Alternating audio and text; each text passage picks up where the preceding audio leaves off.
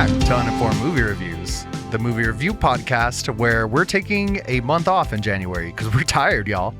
To keep things rolling, we're re-releasing some old We Did a Podcast episodes. And today we have our World War II Movie Quest episode. And to give you a little bit of context, I'm not sure when this came out. It was a really long time ago. So praise the Lord, pass the ammunition. Let's get to it. What are we talking about today, Danny? Hey, today we are popcorn daddies, and we are talking about World War II movies. That's right. It's a movie quest, y'all. Put on your, I don't know, something. Do slippers. Get comfy. We're all at home. Put on your anyways. World War II slippers. Yeah. I'm sorry. What movie quest are you talking about, Frank? Man, I don't think I could nail it right now, to be honest. I can't think of the last time I had to nail it. I'll give it a try because I feel like we at least need to attempt it every time. You give it a shot, David. That's our quest to find out what our favorite movie of all time is, at least up until this point. Obviously, there's some movies that haven't come out yet, or movies that have come out and we just haven't seen. I feel like that was pretty close. I feel like it was too. Do we have an acronym for that? A sexy acronym for it? There is an acronym. It's not very sexy at all. No, it's like 23 characters long and there's a lot of cues in there. It's lumpy like a sack of potatoes. Yeah, it's very unpleasant. Well, I mean, I guess I'll take the reins here. We're discussing our favorite World War II movies today, and I'm going to start it off with my runner-up. And this is a little bit of a exception, but there has been precedent set, and by that I mean I already broke this rule before. So let's do it again. Me too. Oh gosh. If you break through a wall, that hole's still there. You know what I mean? You can just walk through it. Squeeze through that little hole. Mm-hmm. So my runner-up for best I've heard that one before. Movie is Band of Brothers from 2001. This is an HBO miniseries, but I'm going to count it as a movie because it is one narrative. It's just told. It's a 10-hour-long movie. Oh. Just like that's the same excuse I used when we did Haunting of Hill House. It's technically a movie. Yeah, right. It's just really long. That's what all this long-form television is. Of course, this is 2001, so this wasn't like something that was being done all the time. True. Like how TV is made now. This is definitely one of the kind of front runners of that sort of storytelling. I mean, The Sopranos beat it out by a few years for sure. But it was the most expensive production that HBO ever had up until that point. Obviously, Game of Thrones has probably blown this out of the water. But we're talking like millions of rounds of ammunition used. They were talking about using like 150,000 rounds on one shooting day. Oh goodness, that sounds like a fun day. I was going to say Frank would have loved working on this set. There was just guns going off. They said after the first 3 episodes, they had already surpassed the amount of pyrotechnics used in Saving Private Ryan, which is pretty intense. God. Yeah, it's not like they take it lightly in that movie either. Yeah, exactly. And speaking of Saving Private Ryan, this is sort of like a companion to that movie in a weird way. The executive producers are Tom Hanks and Steven Spielberg. There's a ton of other ones, but they're 2 of the main people there. Spielberg doesn't direct, but there's a ton of directors in the show. There's like 7 or 8 directors. Tom Hanks actually does one of the episodes himself as director. And it's based on a book by Stephen A. Ambrose. And the book, I think, really is what makes this show so special because the source material is just great. I read Band of Brothers a long time ago now, so I'm not even going to try and talk about the book. I was in high school when I read Band of Brothers, so it's been a long time. But that's probably a smart choice. Yeah, right. I would have gone for it and embarrassed myself. Well, to be honest, they're very similar. I just remember the book being, way more in depth. Typically, how books are when you line them up against their adaptation. The Band of Brothers is the story of Easy Company from the 506th Regiment of the 101st Airborne. And these are all good. Yeah, these are all real people too. So this is 100% a true story. All of the characters are actual soldiers. And I didn't know it was a true story. Didn't know really? Either. I've never seen nor read Band of Brothers. Yeah, and I have the copy that you gave me. Actually, I have the steel. I gave you my DVD copy. Yeah, I found it on Blu-ray at Best Buy. It's leveling out Danny's bed right now in one of the corners. Yeah, it's good for that. Lovely doorstop. I don't think it was this last Black Friday. It might have been the one before, a couple of years ago. But it was at Best Buy for $7 on Blu-ray, and I was like, "This is ridiculous." I've had this beaten up 10 copy. I'm pretty sure I bought that Band of Brothers when I was like a sophomore in high school, the one that you have. Huh. It was one of the first additions to the movie collection. It was like I don't know, 15 or something. It was really down there as far as things that crazy. I purchased. I was a huge kick. I was like in a huge World War II kick from like middle school to, I mean, probably till now, really. It's just always been a fascinating moment of history that I've liked looking into. And Band of Brothers takes the story of this company all the way from their formation and training all the way to VE Day, victory over Europe. So you see the company the entire time. I mean, and of course there's a lot of sadness to it too, because like the title, claims, the story is really about brotherhood. So if you're like a Saving Private Ryan I thought it was fan going to be more about the band, to be honest. Take the low ride on me. That could be in the soundtrack. A little too early. It's like a Vietnam song, right? But if you liked Saving Private Ryan and you liked specifically the interaction between those soldiers, like that sense of camaraderie, the thing that Upham says he's writing about, man, that's what Band of Brothers is. And that's what makes it so powerful, because you see all the characters, you see them through their whole transition through the war, and a bunch of them don't make it. You know what I mean? A bunch of them die. So it's pretty heartbreaking. But it covers D-Day, the drop into Normandy. It covers Operation Market Garden, one of the biggest failures of World War II. The Battle of the Bulge, which is just one of the roughest parts of the war. It's and Danny's favorite battle. It goes all the way A constant battle, really. it goes all the way to the capturing of the Eagle's Nest, Hitler's private retreat that he built up in the mountains. So I don't know, it's pretty incredible. They have I wrote down some of the main cast here. You have Damian Lewis as Richard Winters, who's the main character of this story. And Damian Lewis is he's this redheaded guy, and he's in a bunch of shows now. He just looks like a soldier, and I should have written down the show that he's in now. I don't watch it, but it's like a really famous show. Let me see here. Let's see here. Damian Lewis. Oh, yeah. Oh, Homeland. Homeland. That's it. Yeah, thank He's you. the dude with the really strange face. Yeah, he does kind of have a strange face. That's true.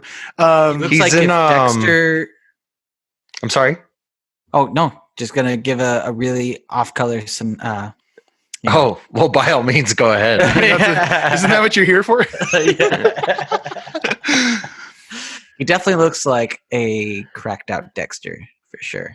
Oh, interesting. Michael C. Hall. You know what? I would almost flip it. I think Michael C. Hall looks like maybe a cracked out version of Damian Lewis. That's a fair observation as well. They both have a little bit of crazy behind them. You know what I mean? This dude's in Dreamcatcher. I was going to say, that's where I know him best from King Dreamcatcher. Did he have one of the butt blasters that came out? I can't remember. I don't remember. It's been a long time since I've seen that movie. It also has been a minute for me. We should see For reals, it though? sometime.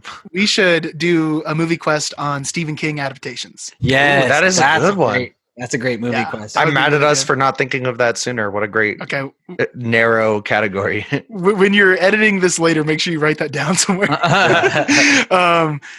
We have Ron Livingston, who plays like his good friend Nixon. Ron Livingston, of course, is the main character from Office Space. Wait, Nixon? No, not that Nixon. But it really cracks me up because it's like He looks just like him. yeah. I almost I almost can't watch his role seriously because I just think of Office Space the whole time. And it's funny because he's kind of disgruntled in this show too.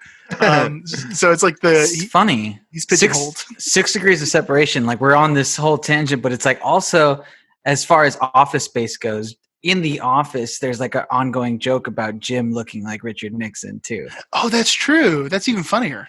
Whoa. Strange. And you know what?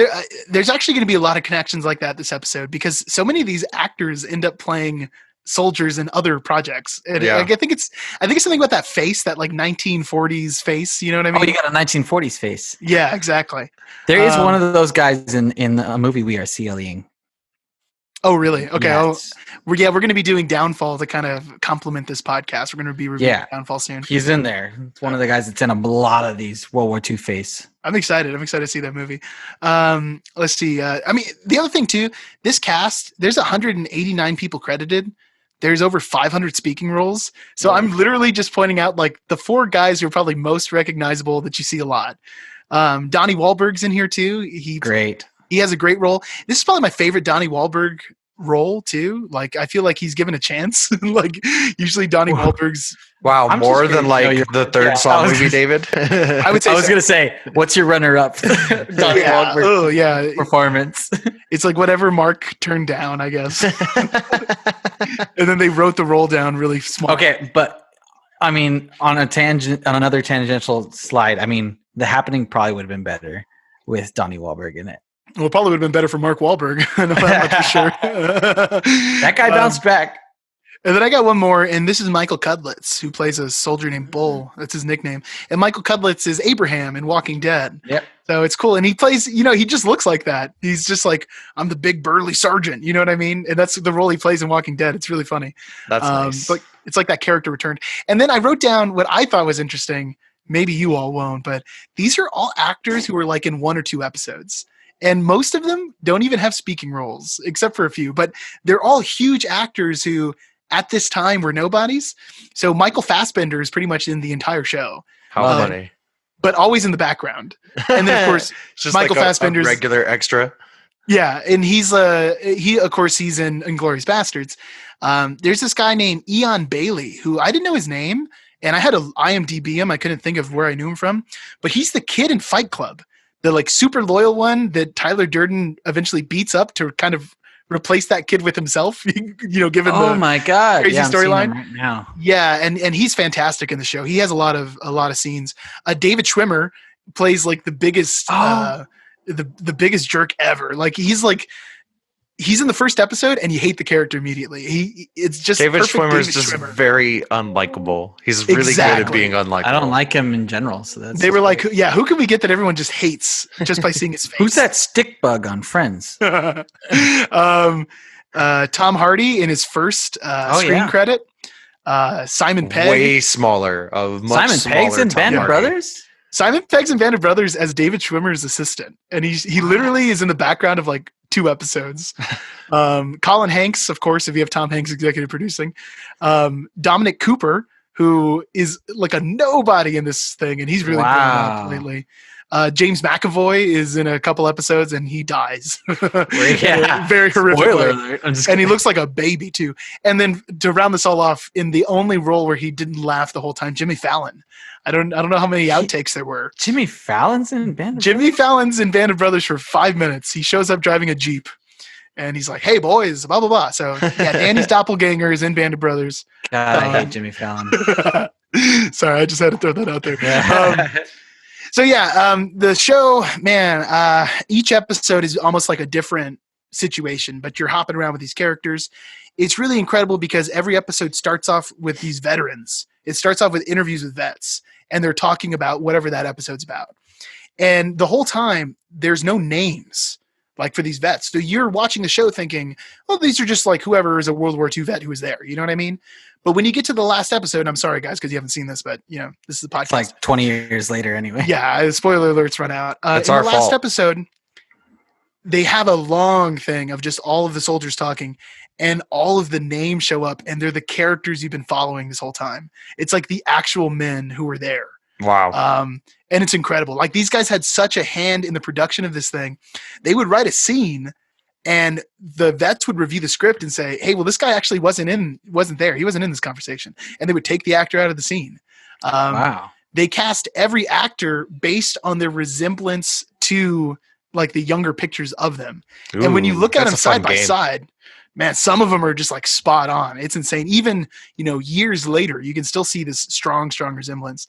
And then I thought this was interesting. When I was looking up on IMDb, just, looking for names and stuff, there was a review written. And of course, who knows if this is true? It could be written by anybody. It's the internet. But this review says, I'm an 80-year-old combat veteran, 88th Infantry Division, Italy. I watched Band of Brothers on the History Channel. I was so overwhelmed, indeed a bit panicked, by the authentic nature of 90% of the uniforms, signs, noises. I take exception to the sound of incoming artillery. I cried several times at the authentic staging for them and me. I cannot believe I'll watch it again. It's too much, too real. We never had so much water allowed in a shower. 10 out of 10. There's a scene of them showering where it's kind of like a reprieve, and he's just saying like, well, they didn't get that right. They had way too much water. Yeah, it's intense. How many episodes is this? It's 10 episodes. It's 10 hours long, guys. Yeah. And I got to say, that's the scene. And I say this with 100% confidence, and I dare someone to tell me I'm wrong. It's the best HBO production, like hands down. And that's a bold claim because there's some HBO stuff that is like incredible. This caps all of it. Like Is no- that in terms of every part of production, like graphics, Every aspect. everything? There's one thing in the first episode, and the I same thing like happens the way in your list worked too. Graphics, everything else. Everything else. So there's this thing in the first episode when they're dropping in and they're using, it's nighttime over Normandy. If you guys saw Overlord, right? I know Frank watched it with me. Did we you all watch went to with go us? see it. Yeah. Okay, I couldn't remember if Danny had moved already, but Terrible. I loved Overlord. But anyways, it's not on my list. Well, at the beginning of Overlord, they're dropping in Normandy through the planes and everything. They have that exact same scene because it really happened. Those planes, the CGI is kind of bad on those planes because it was made in 2001. Yeah. And it's kind of the same thing as when you watch Saving Private Ryan. The movie's amazing, but it opens up on those like boats. Yeah. Like, when they're coming up and you're like, oh, those are CGI boats. Everything else, the production is just as good as Saving Private Ryan. Like when you think about it's a 10-hour long Saving Private Ryan is what it is. Very interesting. I'm gonna have to dive in. You guys have to. And the last thing I want to say about this, and then I'll pass it off because I don't want to spend 2 hours talking about Band of Brothers. But you do. Don't lie. I do. They used maps and pictures, photographs to recreate everything so that they look exactly right. And that's nothing that's unusual. You know what I mean? For World War II, especially if you've played World War II video games, they do that all the time to create huge accuracy. And Frank and I in particular were huge fans of Call of Duty 2, which we've played on the channel and talked about a whole bunch. And the incredible thing is both of those works, they committed to the realism so much that when you watch the episode Carentan of Band of Brothers, it is exactly the same as the Call of Duty 2 level. Oh my God, that's so exciting. That's very exciting. AKA might be the best map that's ever been created. Down to the little bird cage that's behind that one building where that's in it. There's a piano in the street in the exact same spot it's in the level. So you play this Carentan level for like 8 years, you know what I mean? And then you watch Band of Brothers and you can literally like visualize the entire thing. You know the map already. The Brecourt level is actually the second episode of Band of Brothers when they take out the 88 guns. And in real life, they say it at the end of the episode that they attacked this fixed position with such like incredible efficiency that they still teach that textbook example in military academies today. So it's like that you get to see it. And when you play Call of Duty, it's exactly the same. It is so weird. And I got to say, if you don't end up watching it, Frank, you got to watch the Carentan episode because, man, it opens up like right there on the battle and it's like incredible. Don't worry. I'm going to watch it. I'm so intrigued. Yeah. It's this weird deja vu, but whoo. So anyways, this thing's fantastic. 10 out of 10. This is crazy. This is a hard episode for me because so many of these things were done. Some tough choices to be made, man. Yeah. Oh, I'm sorry. I have one last thing, and then I'll pass it off, and I'll make this as quick as I can. I'm sorry. The Pacific was like the sequel series that came out in 2010, which followed a group of soldiers on the Eastern Front, attacking Japan and everything. I gotta say, it's not as good. The characters don't feel as developed, and I think it's because there wasn't such a strong source material at the core of it. It was written for television. It's still really interesting. Man, the Japanese part of the war seems so horrific. Like, the South Pacific parts. Yeah, all of World War II seems horrific, but this in particular, like they show the soldiers like they're getting this like flesh-eating rash. They have these open wounds and stuff just from tropic rot. The tropic rot, yeah, and it's pretty horrifying. But the show is good. It's not as good, but it's still really, really pretty well made TV. It's not a classic like Band of Brothers is, but I just had to point out two names that show up in this one, and they have bit roles too. John Bernthal's in the first two episodes. Oh, Shane dope. From Walking Dead. Yeah. He doesn't stick. He should have been in the show longer, but he plays a great role. And then the weird one, and I'm almost done with it. I didn't get to finish it for the episode, but in the last like 4 or 5 episodes, like the middle chunk of the series, I guess, Rami Malek is one of the main characters in like one of his first roles, like especially a considerable role where he has real dialogue, and he plays this soldier who is on the edge of just snapping in half. He's insane. And it's crazy, dude. I've really enjoyed it. I'm looking forward to the last 2 episodes, but man, Band of Brothers, everyone. Go watch it right now. Thank me later. Coming out the gate hard, David. Frank, what do you got? For my runner-up, I've got Saving Private Ryan, so I'm glad we already started talking about it so Ooh. much. Got some nice little teasers. Very Cool. true. Very Runner up. I'm surprised. I was surprised with myself too, but the more I looked at it in my heart, like this is where they fall if we're talking about my favorites, you know what I mean? You totally. gotta be honest to yourself. Yeah, gotta be honest. Saving Private Ryan came out in 1998. That was 2 years God, before it's Y2K for those unbelievable of you to keeping think that. score at home. Haha, comedy. That's what we do here. have fun. It was written by Robert Rodart, who also did, and I didn't know this at all, but he also did Tall Tale. Do you guys remember Tall Tale? It was like one of my childhood favorites. They just, it's this delightful little family movie that involves a bunch of like old Is that the one Western like Tall Mouse? Tale characters. No, Is it's live action. It's got like a old John Henry and Paul Bunyan. It's not the one about the mouse in the West. No, Fievel. you're thinking Fievel, yeah. Yeah. I'll have to check that out. That sounds really good. It's delightful, Tall- dude. Like a tall tale. Yeah, I love tall tales. It's a really nice. It might the ending is like very family-esque. It might really piss you off how happy it is at the end. But what are you gonna do? David does hate happy endings. Yeah, Yeah, I he really he hates him so much, gets He him has no heart. outraged. True. He also wrote another family flick called Fly Away Home. Did you guys ever see that one? It's the one with the geese, with the dude and his estranged daughter and all the geese. That's a weird movie, guys. I'm looking at these right now. That and one's drawn a blank right now.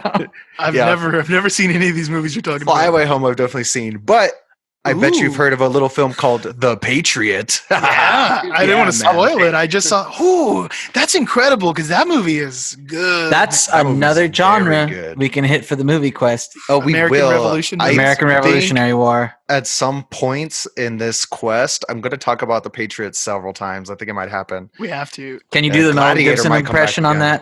that from the Patriot? When we talk about it, I will. Okay, Now's not the time. But when we get there, oh boy, It's pretty I good. will. And then Not he also that wrote. Man Cry. This guy also wrote Thor: Dark World. That's Yes, kinda he weird. did. Oh, that's the floppy That's a big Thor jump. one too. Yeah, that's the big flop. Yeah, that's. Well, I mean, it's the guy who did Tall Tale and Fly Away Home. It's a weird Damn. niche for him to try and hit. that's a weird. That's a dark spot on the MCU. The second Thor movie. There's a couple that are pretty bad. That's a bad one. Yeah. That one and Saving Ant-Man. Private. Yeah, Ant-Man. I never saw Ant-Man, and they did a sequel for that one, I, didn't they? I like So Ant Man. No, Ant-Man and the Wasp is the one I'm thinking of. That one's really bad. Yeah, it's not as good. The first Ant Man's pretty sweet. The second Yeah. one, I don't know. Anyway. This movie was directed by Steven Spielberg, but I couldn't really find any information on this guy, so we'll just gloss over him. I'm not Yeah. really sure what he's Some done. schmuck. Yeah, some schmo, from Hollywood Yeah. that like gave him his one shot. Probably didn't do anything else. I'm glad he Did a didn't really turn good job into- on this though, Yeah, I did. so that's Knocked it nice. So that's two Um, Steven Spielberg appearances already. There's gonna be more. Yeah, for reals. Starring wise, I really just listed like the main guys from the units because that's what we get the most of throughout most of the movie. Yeah. So this movie stars Tom Hanks from Tom Hanks from Yeah. Coronavirus, that one. Oh, the Rona guy. Yeah, the I got Rona him. guy. Wow. Tom Sizemore, Edward Burns, Barry Pepper. Is that's the weird Scientology guy, right? Yeah, Barry Yes. Pepper is. He's Yeah, also In, he's in Battlefield Earth. Earth. Yeah, that makes And sense. you know what? He's also in Flags of Our Fathers. He's one of those guys who shows up in multiple. Ah, He's World got War II the face. 1940 face big he's got time. the dude. 1940s face, man. He's I'm telling like you. textbook. Yeah. Adam Goldberg, who like fits in really good because he Yeah. looks like a Jew, so he plays like the Jewish He's guy Jewish. in the unit. You know what I mean? And it's almost the same role as Dazed and Confused. A little bit, yeah, because we get like the Yeah, comedy, his but he humor also is gets almost like the same. yeah, it really is, yeah, just like Yeah. wisecracking, but like with some more Boston to it. You know what I mean? Yeah. But he also gives some really good like dramatic parts too, like early in. Oh yeah. Like Oh, yeah. everybody does a really great job in this movie. There's no complaints. You know what I mean? It's also got Vin Diesel, and I'm pretty sure this is before any of the Fast and the Furious stuff. So that's just Yeah. really funny. And this role was written for him too. Steven Spielberg wrote that role for Vin Diesel. That's nuts. I did not know that. Yeah. Oof. It's crazy. That's what a weird world. What a weird Yeah. one to shout out, right? Yeah. Another little connection to something we talked about earlier. Giovanni Ribisi is the medic in the unit, and he's in Friends with David Yeah, that's Schwimmer. true. Oh, I love Gio. Yeah, he's in Friends. Mhm. We've also got Jerry Reed Damies and way too many cameos. Just way too many cameos. Oh Like, yeah, dude. you can't list them all. You got Nathan Fillion, Is it Ted Matt Danson. Damon? Yeah, Ted Matt Danson. Damon. I'll count him. Well, Like, he's such a smart. He's the main like device in the plot, but he's such a Yeah. small part of the movie. He's the title like character. the last 10 Yeah. minutes. Well, it's the third act. I mean, the movie's Oh, that's 3 right, hours that's right. long, so it still feels like a good chunk. But you go through 2 hours. You go through a full movie before Matt Damon shows up. Yeah.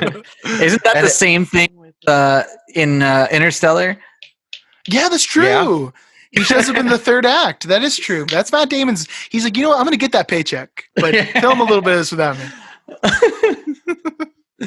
And that the thing with Matt Damon and Interstellar always messed me up because it came around way too close to The Martian. Martian, So I yeah. always get parts of those two movies confused in my head, man. Yeah, that's It's the same movie. I haven't seen The Martian, but yeah, it's Yeah. like the same. Oh, The Martian's great. Martian's I need to great. watch it. I like Yeah. Matt Damon a lot. Matt Damon's I the do exact too. same character.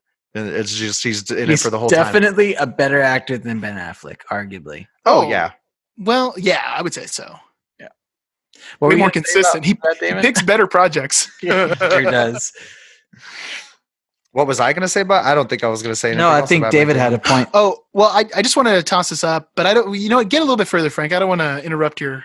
I was just your going to shout out my last two like favorite cameos. The homie Ted Danson of Cheers. Danson. Yes, Ted Danson, the man, and Paul Giamatti. You got to love some Paul Giamatti, man. Yeah. And there's that awesome scene when you first run into Paul Giamatti where they're running around the wall and he like slips on the rock and he's like just fumbling around. You know what I mean? There's no way that was scripted. Like that had to have happened, and they kept it in there because it's so good.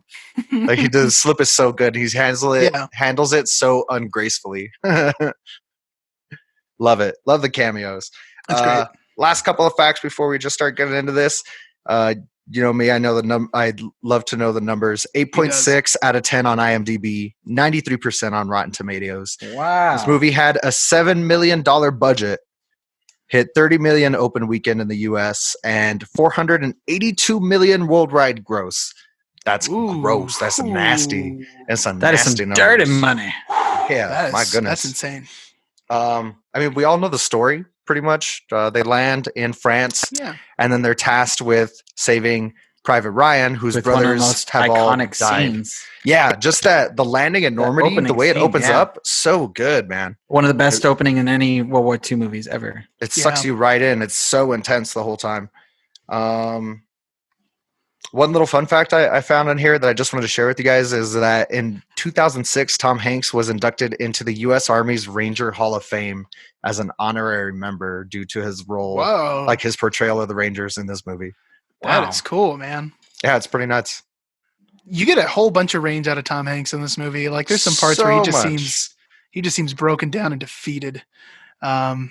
It's pretty incredible, man. Yeah, this is his I don't know, his best performance probably. He's usually just like goofy, and then now he's just like, I don't know, the old guy. Yeah. But this was a great movie for him. You get the whole like spectrum of Tom Hanks in this movie. Mhm. And out of a few other like actors as well. Like everybody has a huge role to play pretty much in this. Even Umpum, who is like totally unlikable by the end of the movie and pretty much throughout the whole movie. I mean, he does a great job at playing like the weasel. He nails it.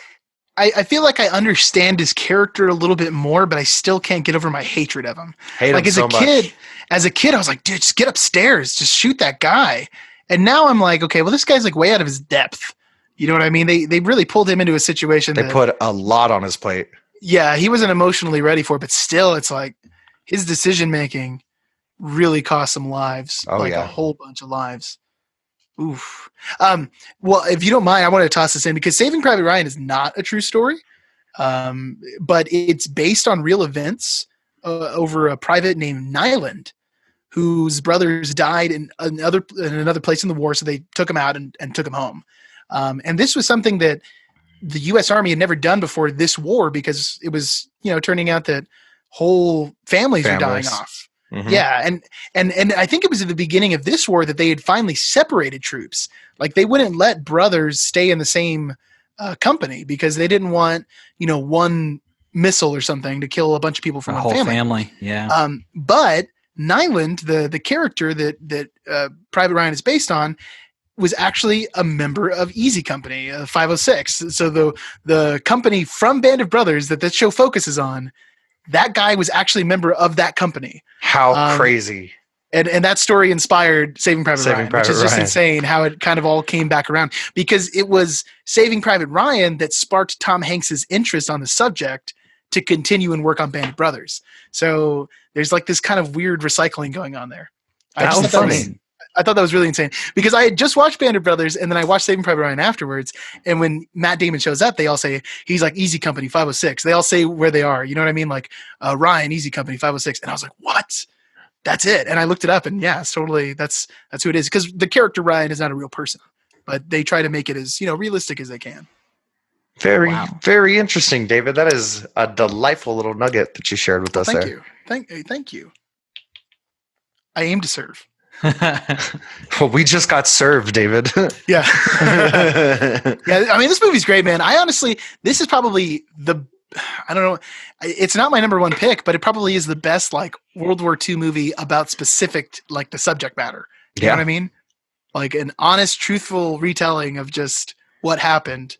Man, I don't know if there's a stronger movie than that. I feel like it could really great. be seen as like the pivotal moment of like, oh, this is what World War II movies need to be Yeah, Oh, for sure. in cinema. it definitely like laid some grid work for a lot of things that came after it, for sure. Oh yeah. Um, It changed the game. I mean, it's fantastic. You get everything you could want out of a movie. You get all the brevity between everybody. You get the really intense stuff.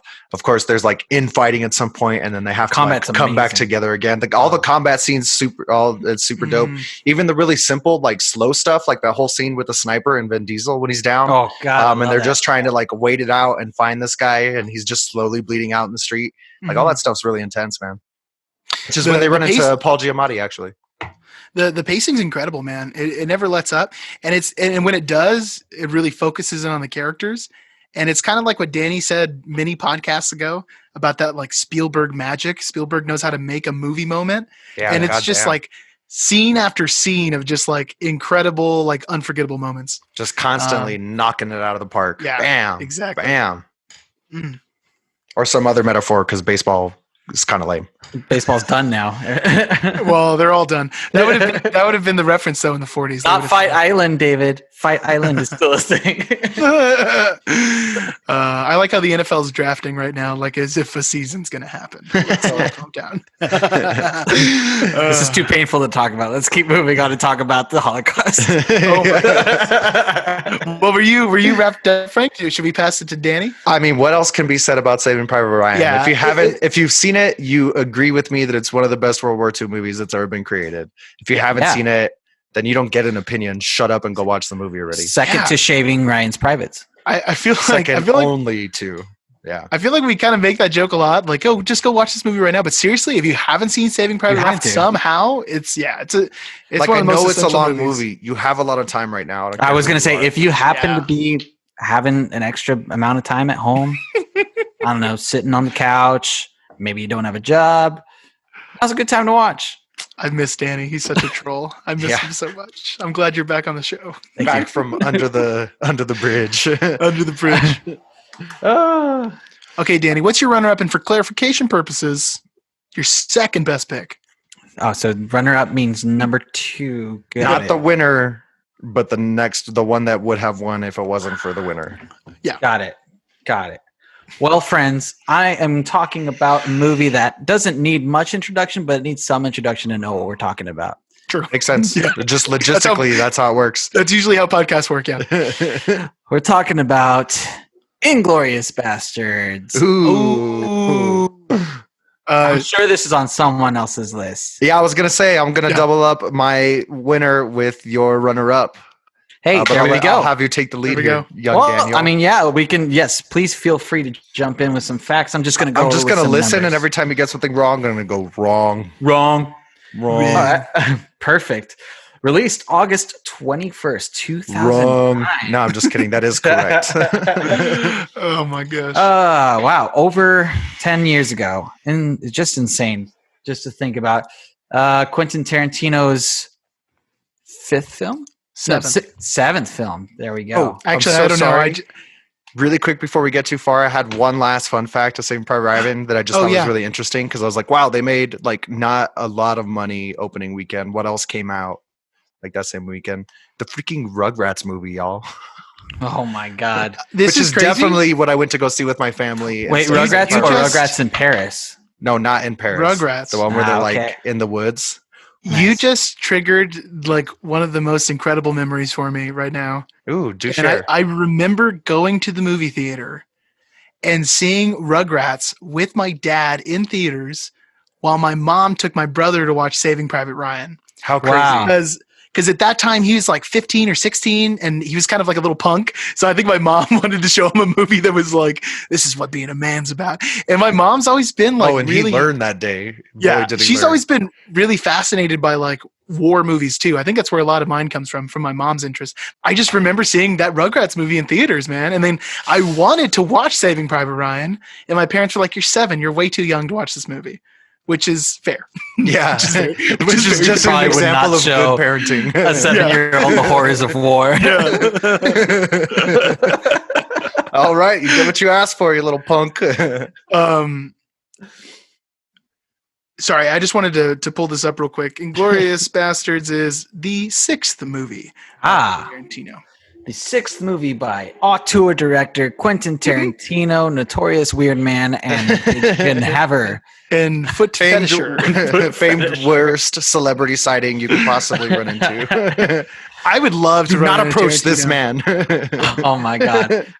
Tarantino and I have the same birthday. I would so bring that up as soon as I met him. Oh my God! Birthday friends. We're He birthday would- buds. He would not be stoked on He'd that. be like, what? He'd be so upset, but I'd be down. Guys, this movie was made on $70 million. Can Yeah, you it guess had the what same it grossed? budget as Saving Private Ryan. Yeah. Oh Yeah. wow, that's insane. It's because Brad Pitt takes a lot of money. Yeah. I mean, I don't know. don't doubt mean, it.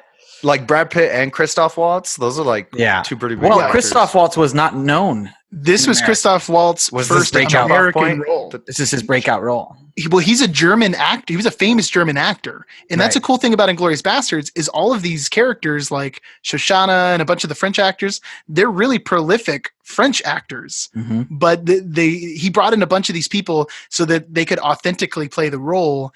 And Christoph Waltz just blew up after this. You know I what mean, Christoph Waltz is an amazing part of cinema, and I'm so glad that he. And after this, he starred in Green Hornet. Yep. He was in Water Green for Hornet. Elephants. Incredible films. Oh man, Oh wow. I think the last movie I saw Christoph Waltz in was Alita: Battle Angel, but he was also in Django Unchained. Yeah, another great Unchained. role from him. Definitely, and he's in And the Hateful Eight.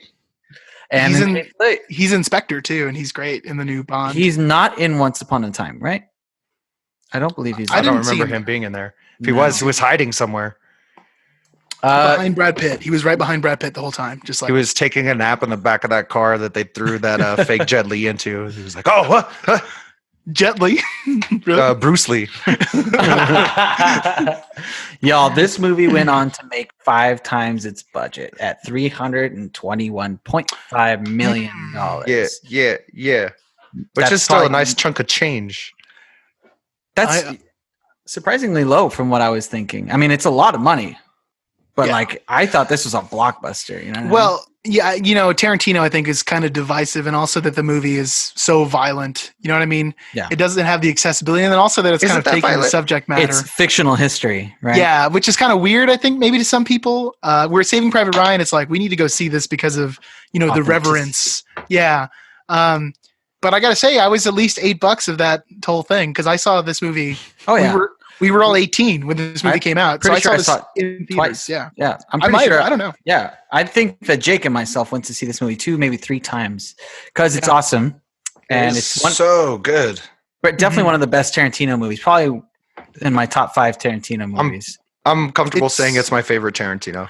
It's my favorite too, which is crazy because I love some of the other ones so much. So I much. do too. Yeah, But this one is just such a departure from all his movies. yeah. And it's one that he notably spent the most time on. I think besides, I think he worked on Hateful Eight for a good long time too. But Because Yeah. he had to can it and then rewrite it. that's right. Yeah. Kill Bill too. A lot of Kill Bill. Like Tarantino will get an idea for a movie, spend a decade on it, and then just put out a classic. He Right. really stews on it for a while. And I mean, just a little more of the figures. This movie went on to win 4 Golden Globe Awards, which rightfully so. Yeah. I guess we should list a little bit of the cast here in case you have been living under a rock and don't know who's in Inglourious Bastards. You've got Frank's favorite, Bradley Pitts. You got Christoph Waltz. I didn't know he was my favorite, but I guess I'm okay with that. I could have worse favorites. Michael Fassbender, one of my favorites. One of my favorites too. Sadly, Eli Roth is in it. One of David's favorites. David's favorite. This is Eli Roth's best performance, and I can't tolerate half of it. I'm going to interject with a little fun fact here. I saved it because I knew David would appreciate it because he loves Eli Roth so much. Is it that Eli Roth directed the movie inside the movie? No, it's that Eli Roth. They asked him how he got into character for like those the head bashing scene, and he said to get him into that like violent state, he just listened to he said the costumes helped, just being in those uncomfortable like wool pants and stuff really gets you in a bad mood. He says, but what really put him over the edge was his girlfriend had put a bunch of Hannah Montana songs on his iPod before he left for filming. And he said something about those songs would just make him feel really violent, which I thought was a really stupid way to get into character. Wow. So dumb. Eli Roth is a bro. Yeah. Let's just get out of it. Eli Roth wants to try so hard to be Quentin Tarantino, but he will never be Tarantino. No, he'll keep trying though. I just imagine he's like Tarantino's Banya. You know what I mean? For real. Yeah. He's like Tarantino and Sam Raimi if they had a disgusting child. You know what I mean? And that's really what he wants to do.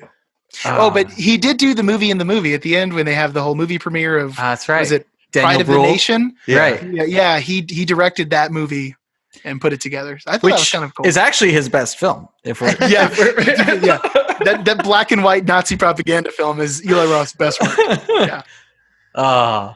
It's really good. I mean, just to name off a couple more people, we got Diane Kruger, Daniel Bruhl, who is an awesome actor, Til Schweiger, and we have Melanie Laurent, Shoshana, who's an incredible actress. I mean, Melanie Laurent. Léa Seydoux is also in this movie in like 5 seconds of it, and she's a great French actress too. Insane. She's somebody's daughter. Somebody's daughter is in this movie, and she plays. Who is it? It's like Goebbels' secretary or Goebbels' assistant, that brunette. Whose daughter is she? Mm-hmm. She's somebody.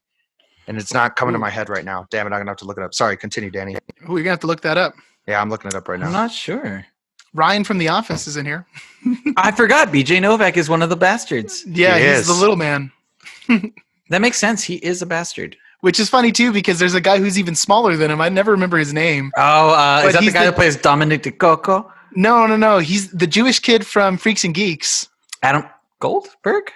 No, Adam Goldberg's a writer. Sam Levine. Sam Levine, he's in the Bastards, and he's smaller. He's smaller than BJ Novak, but BJ Novak is the little man. That's so insulting. Poor BJ. Oh yeah, Sam Levine. Oh, and you can't forget the cameo from Mike Myers as like a OSS officer. And it's so funny because I rewatched this movie for this podcast right after. The Fat Bastard / Shrek / So I Married an Axe Murderer dad. It's all the same. Voice. But I watched this movie right after we watched The Love Guru for another CLE. Yeah. And it was funny just seeing Mike Myers actually act after seeing him just like do whatever he was doing in Love Guru. That is so funny, just man. The contrast was amazing. It's weird to think that like we can't watch. I feel like I personally can't watch Mike Myers now because it is such a time capsule of how crappy like movies from that time were and what the standard of like comedy was. I know I've said this on the channel before, but I think comedy is the genre that ages the most poorly. Oh, sure. Because and it might be one of the hardest ones to pull off. Yeah. Like as far as execution, it's right up there with like horror. Yeah, for real. It's difficult. I mean, just looking back at Dude, Where's My Car? That feels so much like the early 2000s. And I know you guys are bigger fans, but man, so much of it is just like, I can't take this right now. It's too early 2000s for me. But Mike Myers is kind of like Jim Carrey. They just have characters. You know what I mean? Yeah. And they're so wacky that it's like, ugh. I still think Austin Powers, the first one, is pretty funny. Yeah. And especially if you're a Bond fan. Because it is just a complete satire of Bond. I went back to So I Married an Axe Murderer maybe a year ago, and that movie, it's not as good as it used to be. Ooh, It's that kinda you might have painful. saved me because I haven't seen it in a long time, and when I said it right now, I was like, "Ooh, I should watch that again." But thank you for saving me from that. Might as Maybe well. not. What about just keep that? What in the about past. Cat in the Hat, David? Have you thought about that?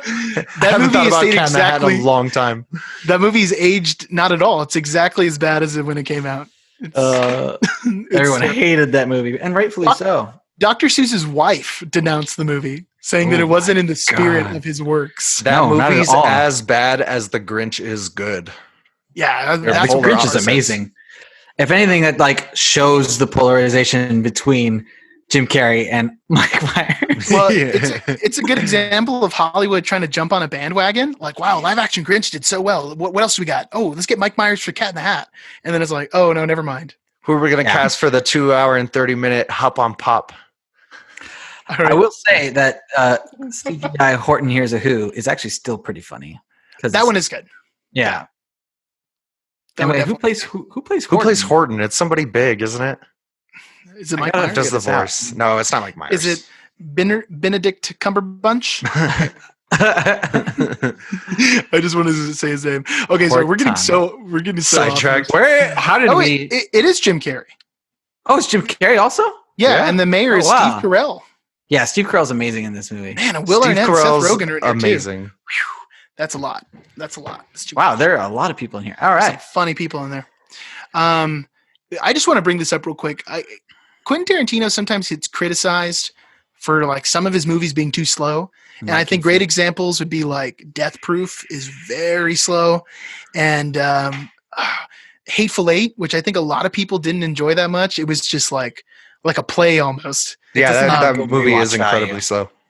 Yeah, I enjoy all of Tarantino's movies. I mean, I think Hateful Eight's a little weak. Like sometimes the tension falls flat. But when you watch Inglourious Bastards and they have that first scene where the Jew hunter Christoph Waltz is Amazing. there, It's my favorite scene in the Dude. whole movie. the tension never lets up. And Tarantino, like he always goes for that long running tension. I think of like Reservoir Dogs, Mhm. but man, he's in true form here. That in, conversational Inglourious tension. Bastards. Well, I mean, he does it over and over again. The bar Yeah. scene with Yeah. Michael Fassbender. That's what I was thinking of right now. And it's all of these scenes hinge on tiny details that don't feel cheap. It's like, oh, Tarantino just wrote this thing. Like he wrote it. I Or he's even just like the other scene with Shoshana and Christoph Waltz, like at the cafe when they're like Mhm. Oh when they're my God. going through like the security clearance stuff. That scene's so intense. Like when he finally leaves at the end, she takes that huge like sigh of relief and starts crying. Like yeah, that's how you feel inside at the end of that scene. yeah. For But real. I would say that, I mean, I haven't seen all of Christoph Waltz's back catalog, but I have seen his front catalog from Inglourious Bastards. And I will say that out of his American catalog, this is the role of his life. Like, this is amazing. yeah, like Django's good, but Yeah. it's not as good a role as he plays Mhm. here. No, and how are you Um, gonna shine bright next to Jamie Foxx? Yeah, it's true. Yeah, Jamie Foxx he's a scene stealer in that one. I need to rewatch that movie.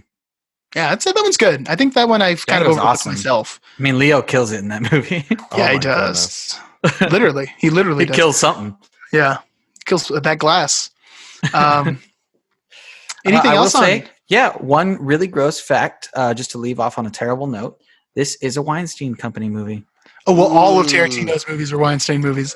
Like he worked with the Weinsteins for so long, which gets into some creepy territory now. It really does. Who Can you knows? imagine the vibe in a room and like in the same room that Quentin Tarantino and Harvey Weinstein were in? Like that's gonna be a weird vibe. It's gonna Oh, be like a yikes. thickness in the air.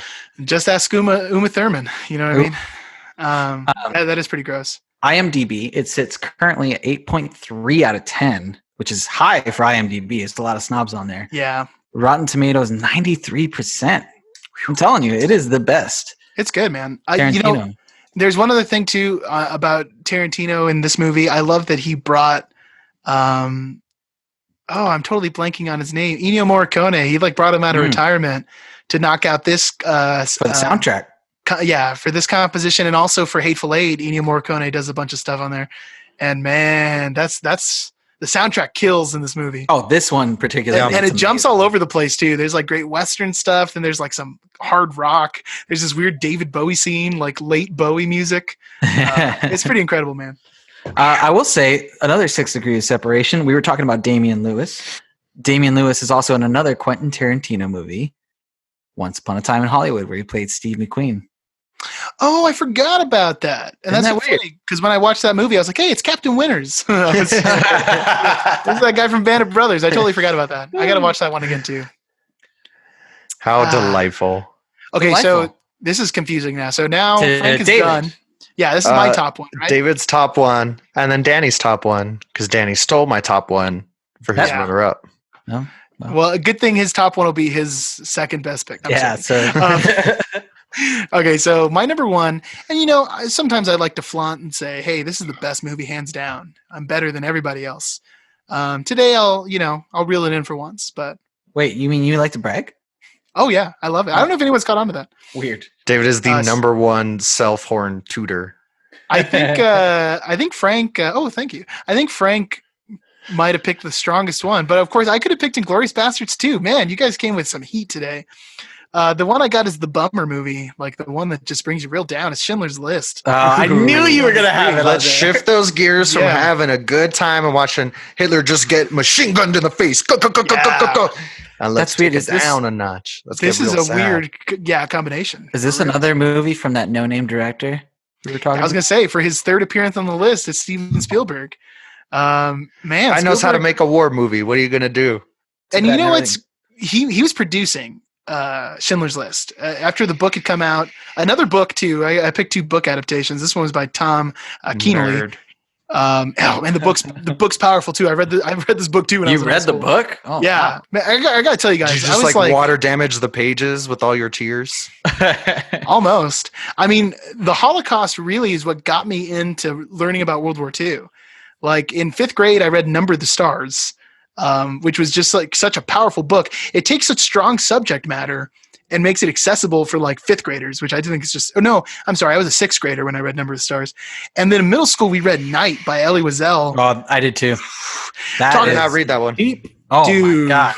That is a thin little book, and it feels like a lifetime reading that book. It's like so powerful. So yeah, when I got into high school, and this is weird too, but my parents didn't let me watch any R-rated movies while I lived at the house, like period. But in high school, I got away with things that were historically accurate. So I saw Saving Private Ryan when I was like a freshman in high school, and that kind of like really kicked this thing off. So yeah, I watched Schindler's List, and man, it's just so heavy. I rewatched it in preparation for this episode, and it was too much, dude. David. It was too much, dude. To be honest, it was like just tears, like 4 or 5 different times during that movie. Having seen it so many times, And you know what it is? yikes. It's that freaking theme too, brother. well, I got that on here, violin man. theme. Yeah, so John Williams, I mean, storied composer. Almost every Spielberg movie. What else has he done? Well, he did Saving Private Ryan. He did Star Wars, Jaws, E.T. Harry Potter. Yeah, Indiana Jones. Every famous theme you can think of and sing in your head, he wrote it. The Superman, the original Superman music. That's right. But yeah, John Williams wrote this thing, and I actually got a little tidbit here about it. When Spielberg showed John Williams the cut of the movie, he was so moved that he had to take a walk outside for several minutes to collect himself. And then when he returned, John Williams told Spielberg that he deserved a better composer. And then Spielberg said, "I know, but they're all dead." Whoa. It's like, you're the best we have, man. Like, you got to do this. God. And then, of course, the what's cool too when you watch, because just the music alone will get you going. But man, when you watch the movie, there's so many different instrumentations of this theme.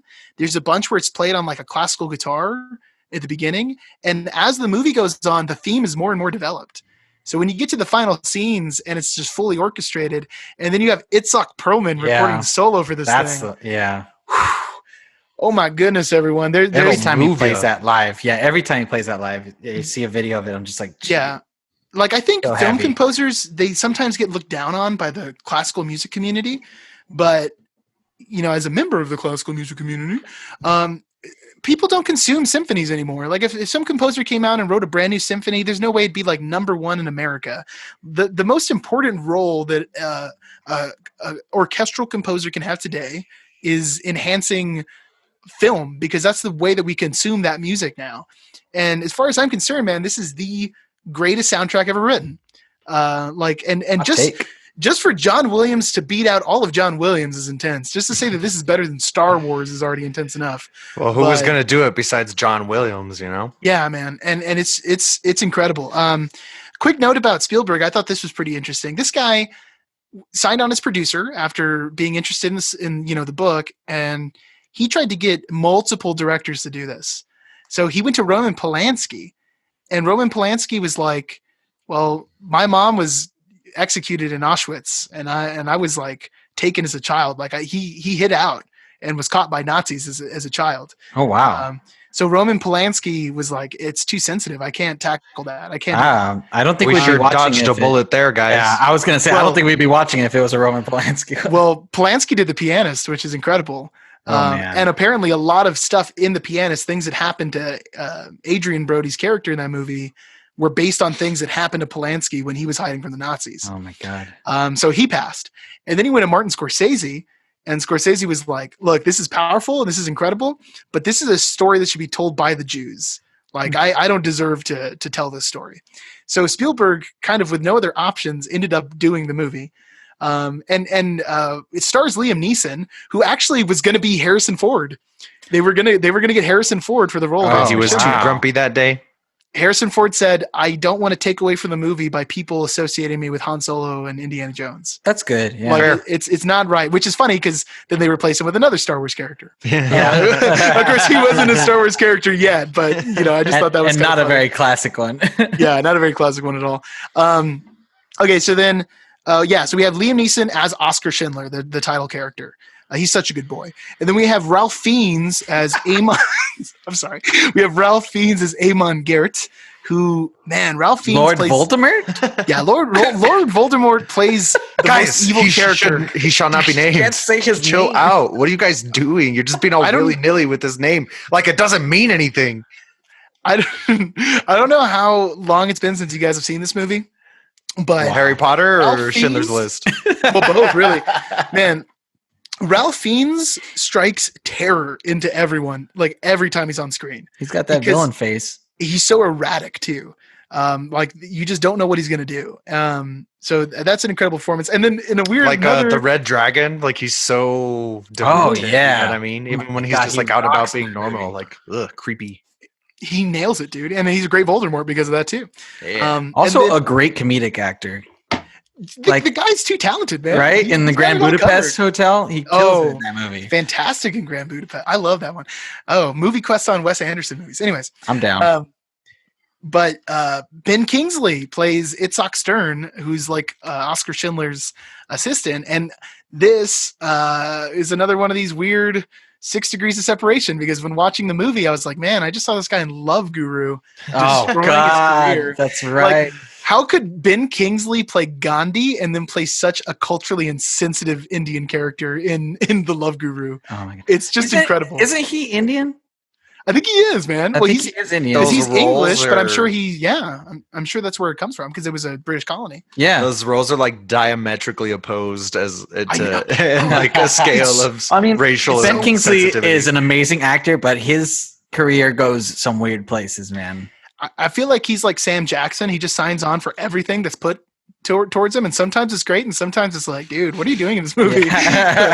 But you can't say yes to everything. Okay, so rewatching the movie, there's a couple notes I took. The first one is that this movie's surprisingly funny for the first like hour. That there's so much light humor and like all these like quippy little jokes between the characters, and it's again that Spielberg, he knows how to write a scene, he knows how to write characters and have interactions that are memorable. So you watch the movie at the beginning and Oscar Schindler's funny, but if you guys don't, if it's been a while, he's also someone who moved there to profiteer off the war. So that's Schindler's character. He's opening up a factory to sell goods. And then he learns that he can hire Jews for less. So he starts hiring Jews to keep his costs down.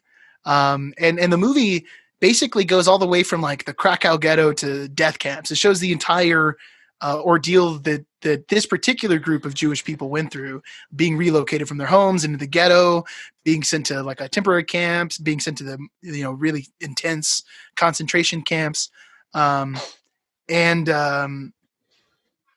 Yeah, so Schindler has a change of heart basically, and he becomes like a savior for thousands of people, and he saved generations of people. So it's a true story, and it's just a super powerful one. One more thing that I thought was really interesting, or actually two quick little things. The first one is that Spielberg, he refused to take a salary and any royalties from this movie. And he said that to do so would be accepting blood money. Yeah. So all of the profit from Saving Private Ryan went to the Shoah Foundation, who's responsible for tracking and putting... From Saving Private Ryan or Schindler's List? Just to clarify. For Schindler's List. Okay, cool. You know, when you were talking about Saving Private Ryan, I was like, I wonder if he took that money though, because that's a lot of dead people. But in a little bit of a different scenario. They weren't Jewish, so. Yeah, and I mean, there is a slight, you know, like I guess not all of those soldiers were there by choice, but the situation was different for sure. But the Shoah Foundation tracks and I guess archives genocide that exists in the world today and in history. So and it's not just, you know, the Holocaust, because that's the one we all know, but there's so many different genocides. Apartheid. I mean, it's horrific stories, but this group is educating the world on it. So all of the money from this movie went to that, even today, which is pretty insane. And Spielberg even said that was the reason he was making this movie, because in the 90s, that's when neo-Nazis were on the rise, like American History X style.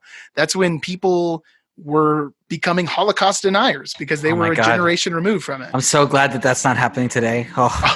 I know, right? Thank goodness. Thank goodness we don't live in that kind of crazy society.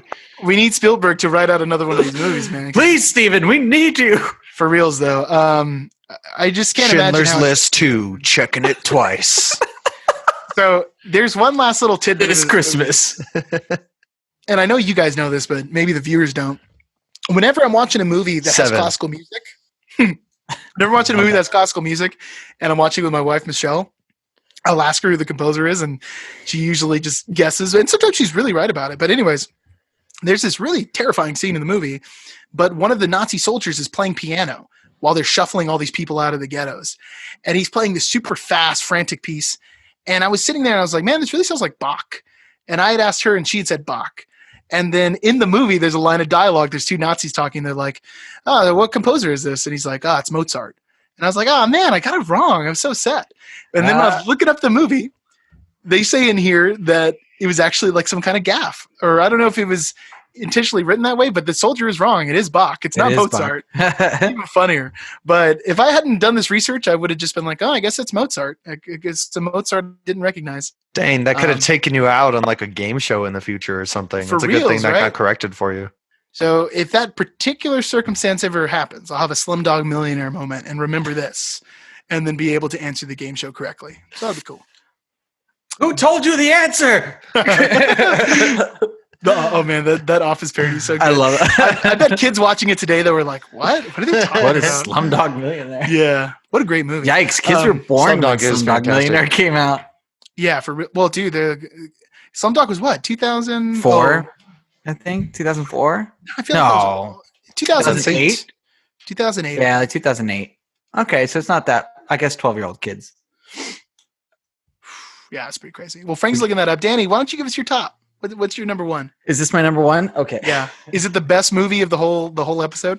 It sure is. Well, it's on top of my other one, so I would assume 2008 on the list. Oh, nice. 2008. Nice. I'm good with those dates. I don't know what it is. All right, y'all. I had to do like a Danny subversion, obviously, because I'm back. I like that you did T-Rex arms. Can you do the whole topic Danny like that? Subversion. Today, my number one is drumroll. Hellboy. I like it. I like it. I like what you did there. Yeah. Yep. Hellboy does count it. Cha-ching. Technically count as a World War II movie, as most, if not all, of the plot takes place around World War II, and it's obviously about more of like the paranormal, hearsay that the Nazi regime took part in. Yeah. Because Hitler was totes into that kind of thing. Oh, yeah. He loves the occult. The same kind of idea that Overlord's written about. You know what I mean? It's That's true. It's in the same spirit, I guess. That's true. And in a weird way, also Captain America: The First Avenger is kind of like the same idea. Well, yeah. Yeah, Oh, I Like mean, Nazi experiments. it's like if you watch Ancient Aliens, the show, it's like at least the original series, like 3 seasons of it. It's like a lot of it comes back to Nazis because there's a lot of experimentation that happened. Yeah.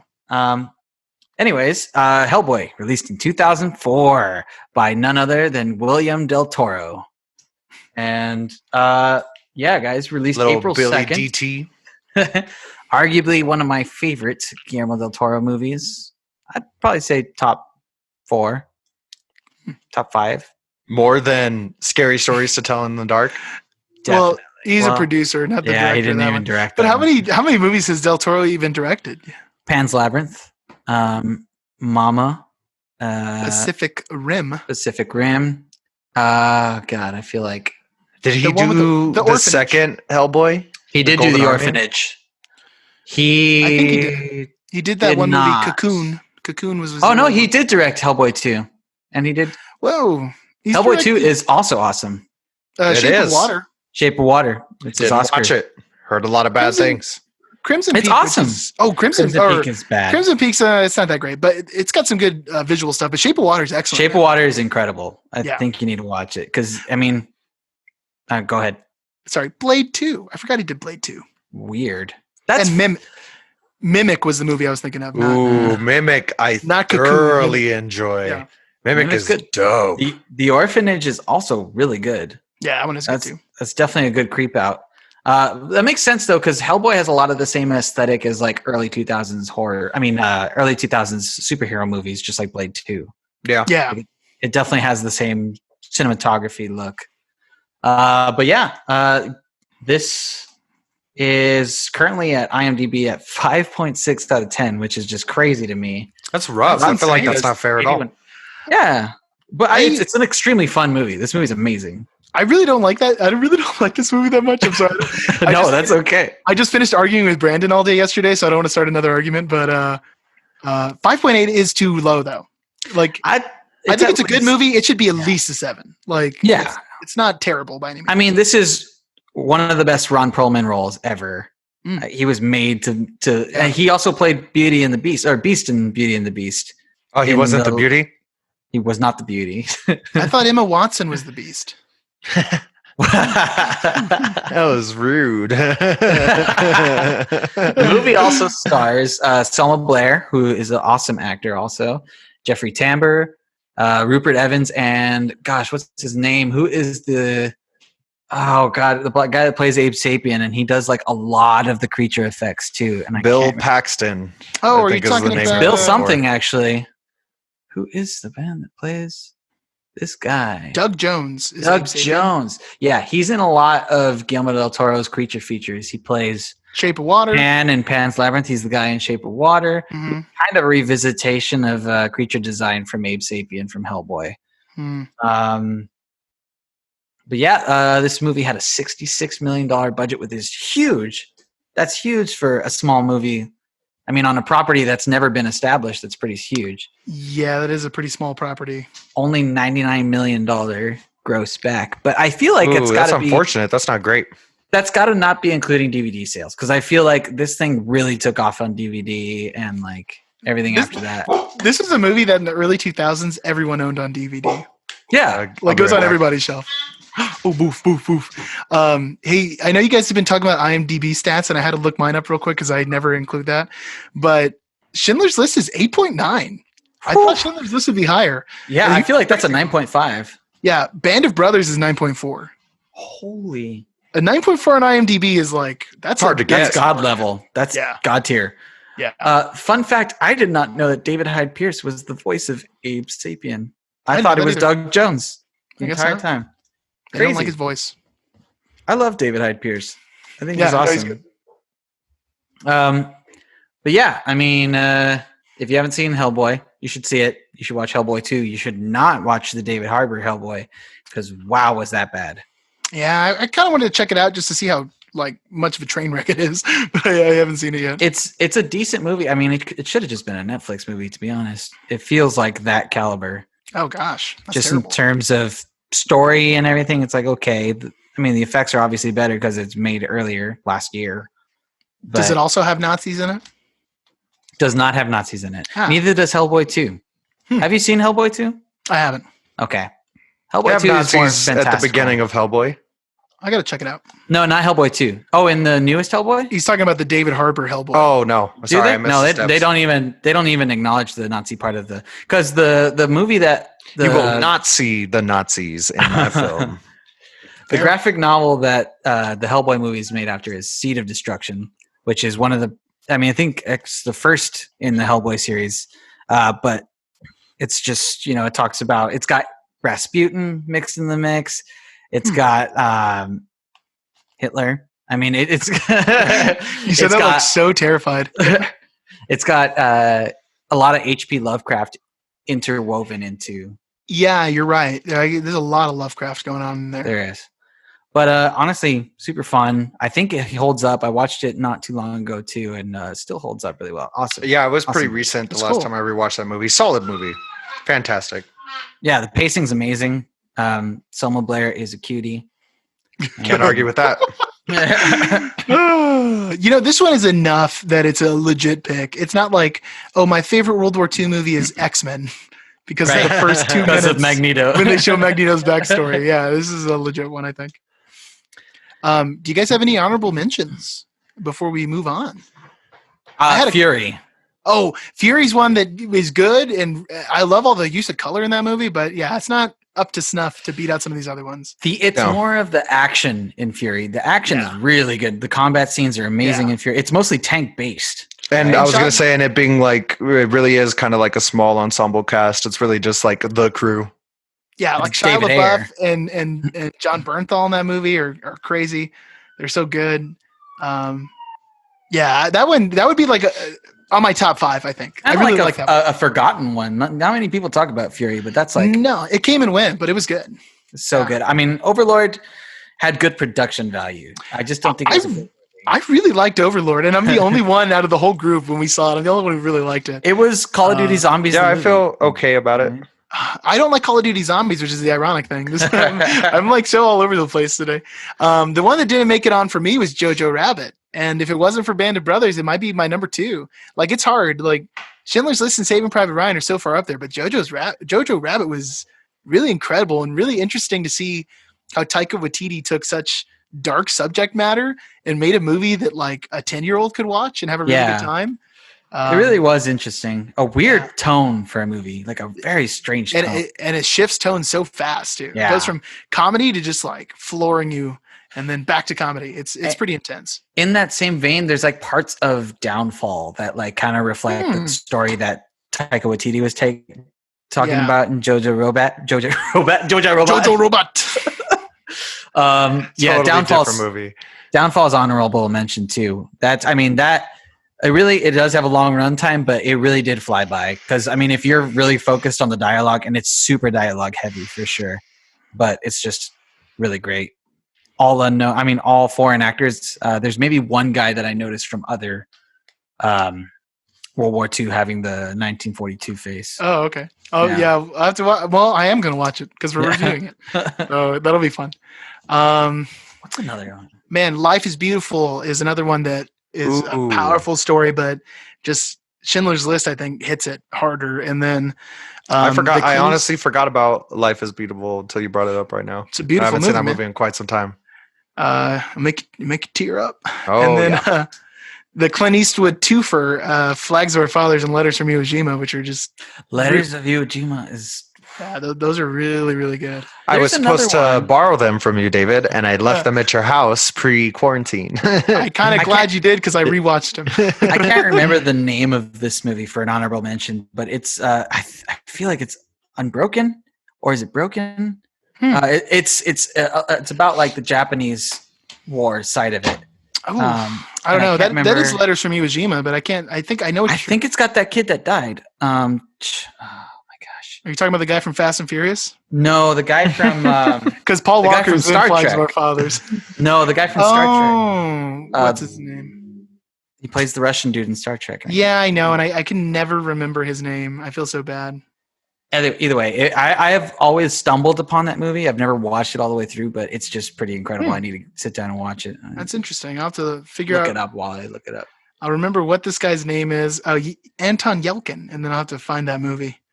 Because that guy had, I mean, Unbroken? That's the one, but I don't think it is Anton Yelkin. Oh, how funny. Directed by Angelina Jolie. Really? You know what? I remember hearing about this, and I didn't see this movie, and I feel like I should go back. Yeah, it's got Domhnall Gleeson in it, and Garrett Hedlund, who's also got a serious case of 1940s face. Yep, that's this guy. Yeah. And so does Clint Eastwood's son in Overlord, Little Eastwood. Or no, I'm sorry, it's not Clint Eastwood's son. It's Kurt Russell's son in Overlord. Oh, yeah, Josh. No. Anyways, Wyatt Jack Russell. Wyatt Russell. Wyatt, yeah. It is. He did not get his dad's looks. Did Kurt Russell name his kid after Wyatt Earp? He might have. Oh my my boss God. did. Dang, that's crazy. He might have, yeah. That's pretty intense. I just made that connection right now. Well, I think that's it for honorable mentions. There's a ton of them.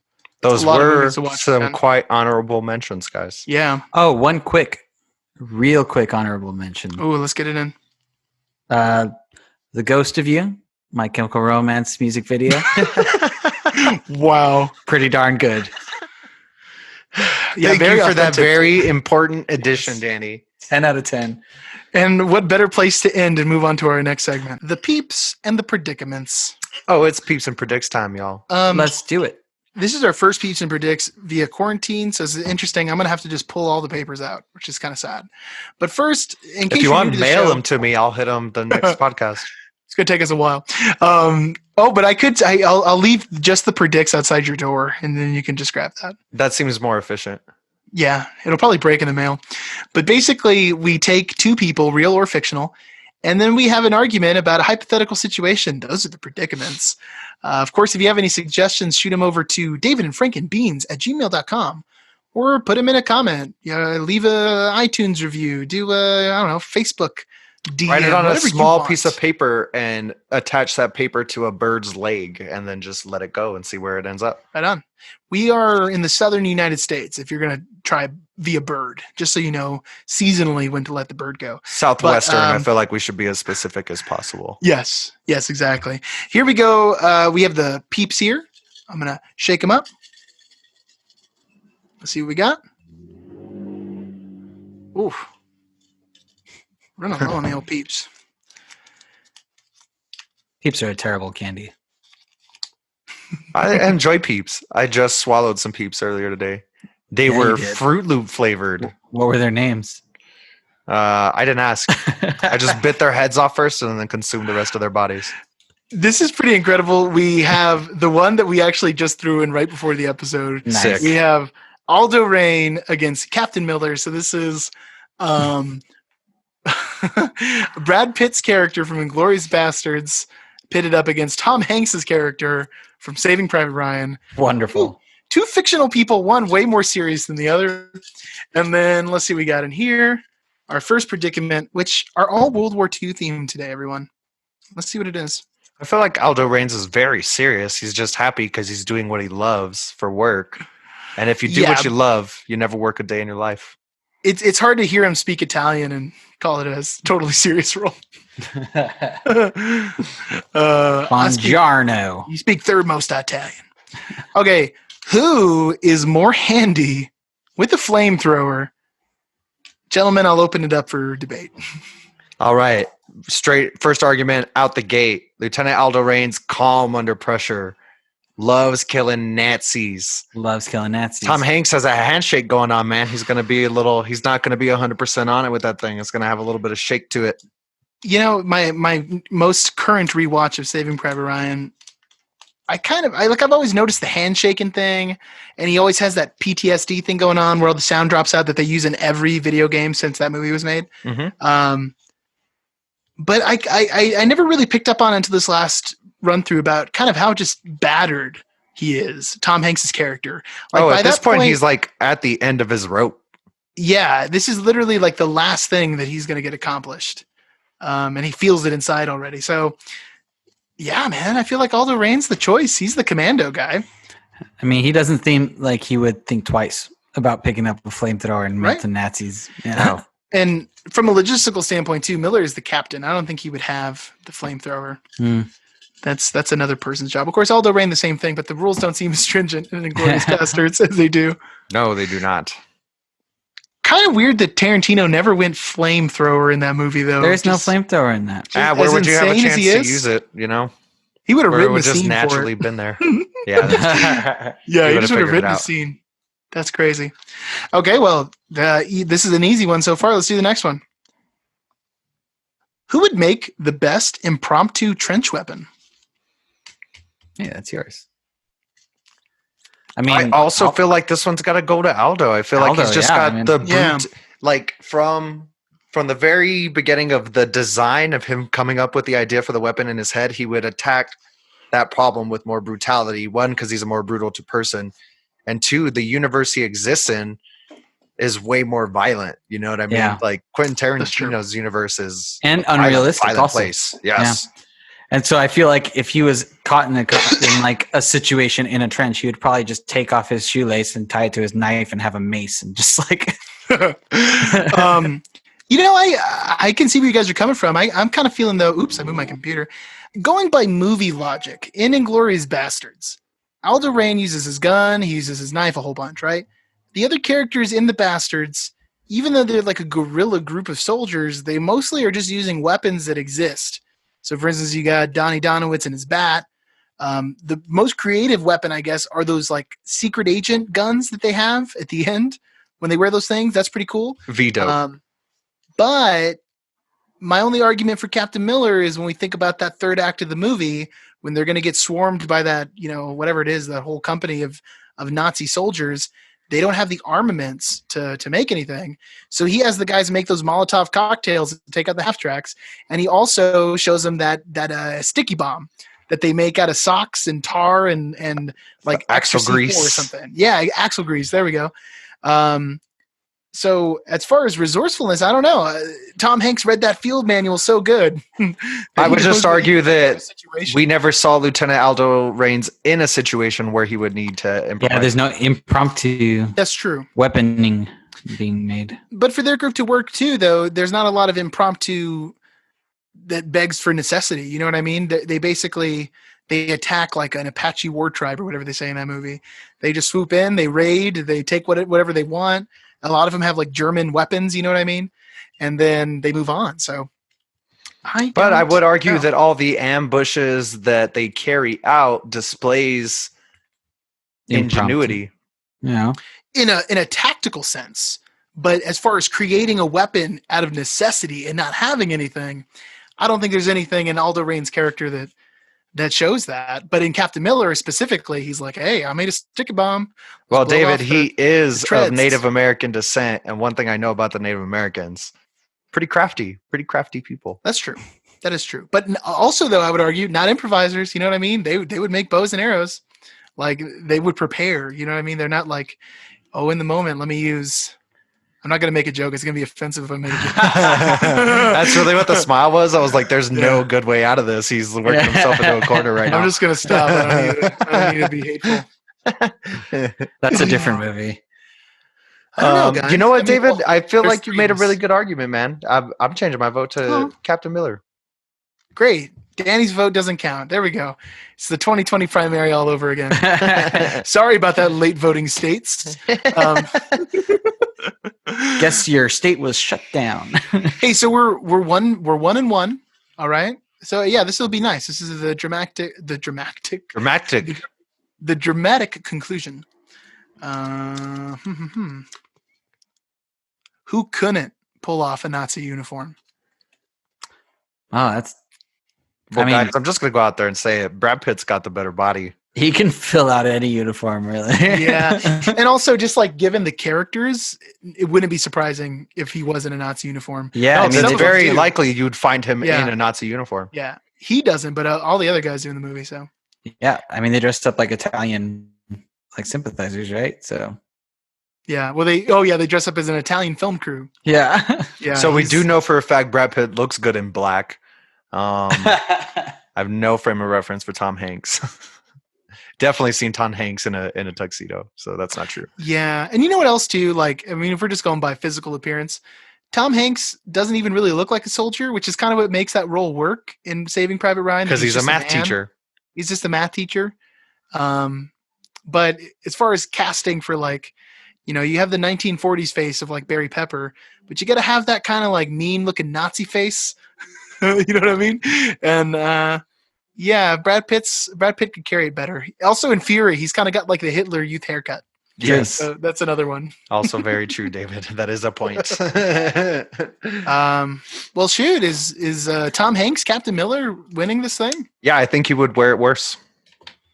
Okay, so then in this case, we now go against our previous champ, our reigning champ. Is it Mel Gibson?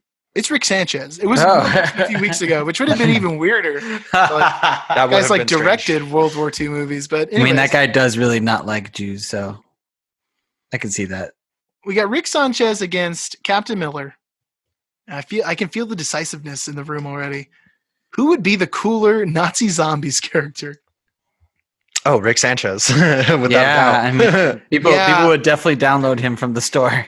It's weird because like I would love to see Captain Miller because it is Nazi zombies, and that would be like if they did a pack that was like famous movie characters. I feel like Aldo Rain would have a way better argument than Captain Miller. Yeah. But Rick is, man, he's just so Like hilarious. not to take Travel anything in away from time Captain and be Miller, but his there. character's Yeah. so straightforward. Like Yeah. he's got like nuances to him, you know what I mean? But it is what it is.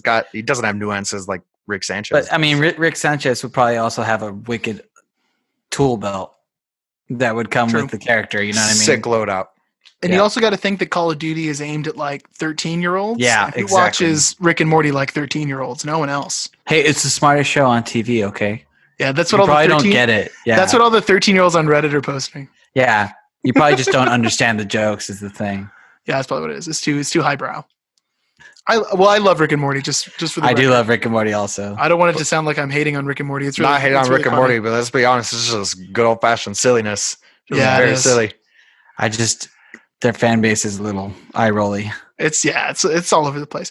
Well, I think Rick Sanchez is here to stay for a long time, guys. Good. I foresee him being comfy in this He's ivory throne of his on a deserted island / he's a planet. much better choice than Batman.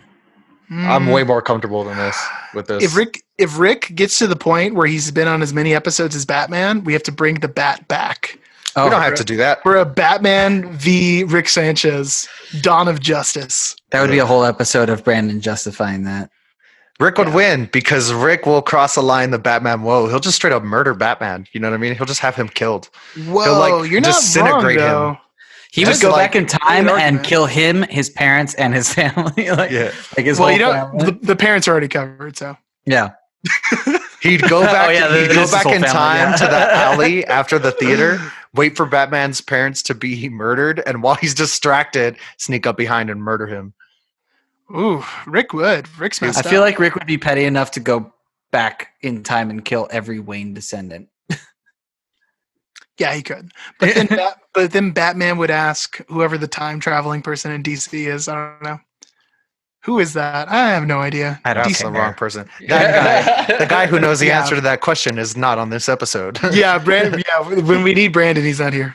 We could have used him for the Hellboy stuff too. We'd be like, oh, that's issue 7 through 8. That's actually Actually. yeah.